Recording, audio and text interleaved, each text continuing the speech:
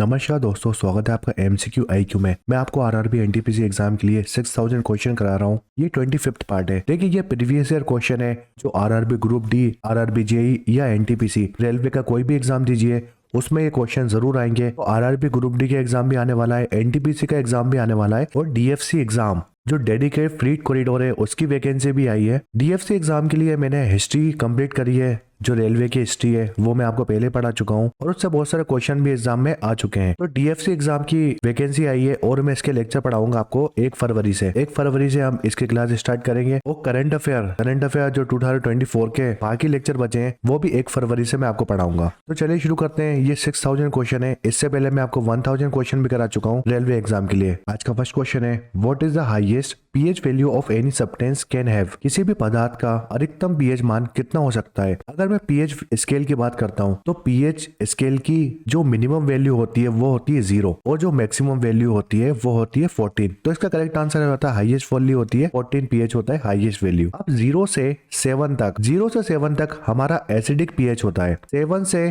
14 तक alkaline pH बोलिए या बेसिक पीएच बोलते हैं हम। तो बेसिक पीएच होता है 7 से लेकर 14 तक और 0 से लेकर 7 तक एसिडिक पीएच होता है। अगर कभी क्वेश्चन आए कि न्यूट्रल पीएच हम किसको बोलते हैं तो न्यूट्रल पीएच हमारा होता है 7। जो 7 पीएच होता है वो न्यूट्रल होता है। तो ये क्वेश्चन याद रखिए और पीएच से हम पहले भी क्वेश्चन देख चुके हैं, बहुत सारे क्वेश्चन आते हैं एग्जाम में। 7.4 पीएच होता है हमारा ब्लड का, ये क्वेश्चन बहुत आता है। लेमन की बात करते हैं तो लेमन का पीएच 2 होता है, एसिडिक पीएच होता है यानी 2 पीएच होता है लेमन का। देखिए क्वेश्चन याद रखिए, मिल्क ऑफ मैग्नीशिया का पीएच कितना होता है तो वो होता है 10 पीएच। काफी इंपॉर्टेंट क्वेश्चन है। नेक्स्ट क्वेश्चन है, atomic number of hydrogen. Hydrogen का परमाणु संख्या क्या है। एटॉमिक नंबर होता है हाइड्रोजन का 1 होता है हाइड्रोजन का एटॉमिक नंबर। नेक्स्ट क्वेश्चन है, व्हाट इज हाइड्रोफोबिया। हाइड्रोफोबिया क्या है तो जिनको पानी से डर लगता है उसको हम बोलते हैं हाइड्रोफोबिया। फियर ऑफ वाटर को बोलते हैं हाइड्रोफोबिया। हाइड्रो मतलब होता है वाटर और फोबिया मतलब डर लगना, फियर, इसका मतलब होता है फियर। तो जो पानी से डरता है उसको हाइड्रोफोबिया बोलते हैं। नेक्स्ट क्वेश्चन है, who discover the vaccine of rabies. Rabies के टीके की खोज किसने करी थी। काफी ज्यादा इंपॉर्टेंट क्वेश्चन है। रेबीज की वैक्सीन खोजी थी लुईस पास्चर ने। लुईस पास्चर ने इसकी वैक्सीन डिस्कवर की थी। अगर आपको डॉग काट लेता है तो आपको बीमारी हो जाती है रेबीज, और अगर आपको रेबीज बीमारी हो जाती है तो आपको पानी से डर लगता है यानी हाइड्रोफोबिया हो जाता है। तो ये क्वेश्चन आता है कि अगर रेबीज बीमारी हो जाती है किसी को यानी डॉग काट लेता है तो फियर ऑफ वाटर हो जाता है उस पर्सन को यानी हाइड्रोफोबिया हो जाता है। एक क्वेश्चन एग्जाम में आता है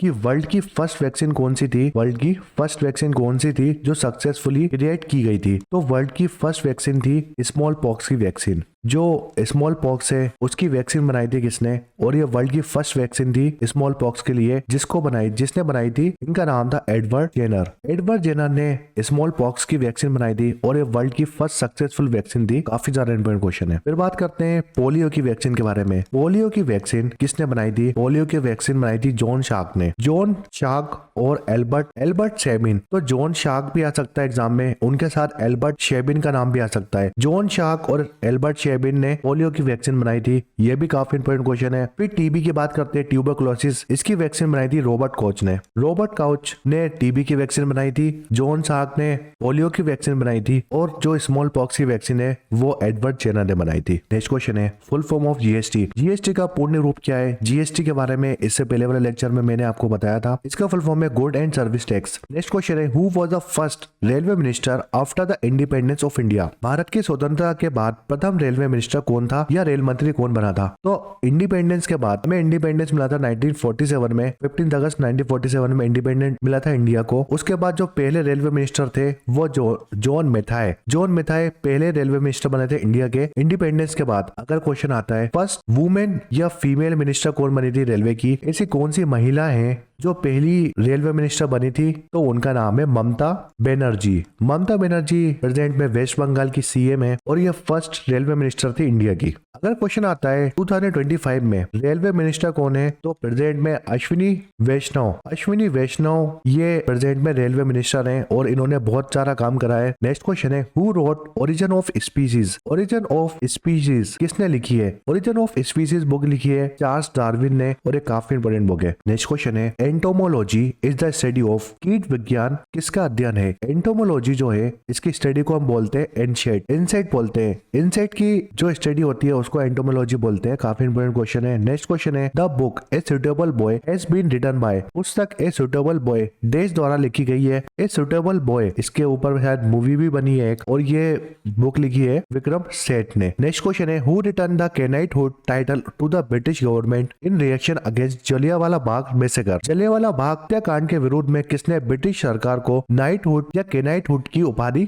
लौटा दी थी। देखिए जलियांवाला बाग मैसेकर की बात करते हैं तो ये 13 अप्रैल 1919 में हुआ था और इस दिन था बैसाखी डे। बैसाखी डे था 13 अप्रैल को। इस दिन क्या हुआ था, जो लोकल रेसिडेंट्स थे अमृतसर के वो प्रोटेस्ट कर रहे थे गवर्नमेंट के खिलाफ, जो ब्रिटिश गवर्नमेंट है उनके खिलाफ, क्योंकि गवर्नमेंट ने डॉक्टर सत्यपाल मलिक और सैफुद्दीन खिलचू को पकड़ लिया था, क्योंकि ये दोनों क्या कर रहे थे, ये गवर्नमेंट के अगेंस्ट हो गए थे। गवर्नमेंट ने रोलेक्ट एक्ट निकाला था, उसके खिलाफ थे ये दोनों इसके खिलाफ प्रोटेस्ट कर रहे थे, तो इनको जेल में डाल दिया था ब्रिटिश गवर्नमेंट ने। तो बहुत सारी जनता इकट्ठा हो गई थी अमृतसर में, जहाँ पर जलियांवाला बाग कांड हुआ था। वहां पर बहुत सारी जनता, जो लोकल रेसिडेंट्स थे अमृतसर के, वो बहुत सारे इकट्ठा हो गए थे। लगभग 1000 लोग से ज्यादा लोग वहां पर इकट्ठा हो गए थे उस पार्क में, और इनको बचाने के लिए प्लानिंग कर रहे थे, गवर्नमेंट के खिलाफ प्लानिंग कर रहे थे कि हम कैसे बचाएं। तो उसी टाइम क्या हुआ था, उसी टाइम जो जनरल थे, अमृतसर के जनरल थे, उनका नाम था एडवर्ड डायर ने वहां आके फायरिंग स्टार्ट कर दी और सबके ऊपर गोली चलाने लगे। तो एडवर्ड डायर ने गोली चलाना स्टार्ट कर दी थी वहां पर लोगों पे, जिससे बहुत सारे लोग खत्म हो गए। मगर क्वेश्चन आता है एग्जाम में कि जनरल कौन था जिसने शूटिंग का ऑर्डर दिया था, तो वो थे एडवर्ड डायर। और एडवर्ड डायर को ऑर्डर किसने दिया था, उस टाइम लेफ्टिनेंट गवर्नर थे पंजाब के, जिन्होंने एडवर्ड डायर को ऑर्डर दिया था, उनका नाम था माइकल ओ डायर। तो 2 क्वेश्चन आते हैं एग्जाम में, दोनों क्वेश्चन बताता हूं मैं आपको। लेफ्टिनेंट गवर्नर कौन थे पंजाब के, जिन्होंने जनरल एडवर्ड डायर को ऑर्डर दिया था कि वहां जाके लोगों को मार दो, तो उनका नाम था माइकल ओ डायर। तो पहला क्वेश्चन आता है लेफ्टिनेंट गवर्नर ऑफ पंजाब, तो वो थे माइकल ओ डायर। और जो जनरल थे जिन्होंने गोली चलाई थी, उनका नाम था एडवर्ड डायर। दूसरा क्वेश्चन आता है, जो डॉक्टर सफरुद्दीन खिचलू और सत्यपाल मलिक थे, उन्होंने गवर्नमेंट के खिलाफ प्रोटेस्ट किया था, जो रोलेक्ट एक्ट आया था उसके खिलाफ प्रोटेस्ट किया था, इसलिए जेल में डाल दिया था। तीसरा क्वेश्चन आता है, जलियांवाला बाग की डेट क्या है। बैसाखी डे था 13 अप्रैल 1919 में जलियांवाला बाग कांड हुआ था। तो काफी ज्यादा इंपोर्टेंट क्वेश्चन है ये दोनों। क्वेश्चन में पूछा है, जलियांवाला बाग मैसेकर के बाद किसने अपना केनाइटहुड का टाइटल रिटर्न कर दिया था ब्रिटिश को। तो रविन्द्रनाथ टैगोर को ब्रिटिश गवर्नमेंट ने केनाइटहुड का टाइटल दिया था, और जलियांवाला बाग मैसेकर के बाद इन्होंने को वापस लौटा दिया था। एक और क्वेश्चन आता है महात्मा गांधी जी के ऊपर। महात्मा गांधी जी ने भी अपना टाइटल लौटा दिया था, इनको केसरी हिंद का टाइटल मिला था। केसरी हिंद का टाइटल महात्मा गांधी जी ने लौटा दिया था ब्रिटिश गवर्नमेंट को। तो हमेशा याद रखो 2 क्वेश्चन आएंगे, एक केसरी हिंद का टाइटल किसने लौटा दिया था गवर्नमेंट को, तो वो महात्मा गांधी जी ने लौटा दिया था। केनाइटहुड का टाइटल रविन्द्रनाथ टैगोर जी ने वापस कर दिया था ब्रिटिश गवर्नमेंट को। ये 25th पार्ट था 6-7 क्वेश्चन का, ये प्रीवियस ईयर क्वेश्चन है। रेलवे के बहुत सारे एग्जाम आ रहे हैं, कोई भी रेलवे का एग्जाम दीजिए, इससे क्वेश्चन जरूर आएगा। ये सीरीज बहुत जल्द से जल्द खत्म कर दूंगा मैं आपको, साथ पे डीएफसी की सीरीज लेके आ रहा हूँ, और 2024 के करंट अफेयर भी आपको कंप्लीट कराऊंगा जल्द से जल्द। तो अगर आपने अभी तक चैनल को सब्सक्राइब नहीं किया तो प्लीज सब्सक्राइब करें, लाइक शेयर और कमेंट करके बताएं कि वीडियो कैसे लगा। Thanks for watching MCQ.